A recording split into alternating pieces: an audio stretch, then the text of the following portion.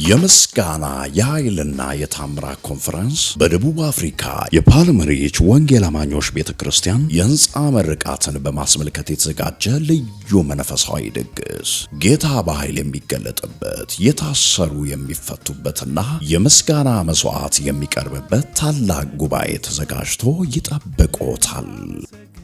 እግዚአብሔር ረድቶን እግዚአብሔር ማምለካ ቦታ ገንብተን የምረቃ ጊዜ ስለደረሰን ኑና የእግዚአብሔርን ታምራት እዩ እንደሚል ሁላችንም ጌታ የረደን ምስጋና ፕሮግራም ስላዘጋጀን ይሄን ግብዣ ለእናንተ ልናቀርብ ነው።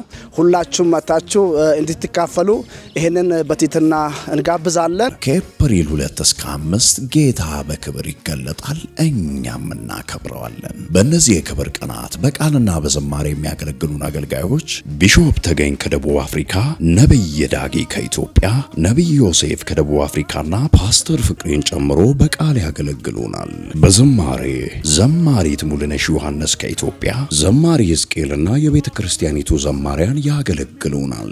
ዛሬው ቀኑ ደስ ይላል፣ ለናመሰግን መተናል። ከጠላት እጅ አዳነን ቸሩ ጌታችን ይመስገን፣ ቸሩ ጌታችን ይመስገን፣ ቸሩ ጌታችን ይመስገን፣ ደጉ ጌታችን ይመስገን፣ ደጉ ጌታችን ይመስገን።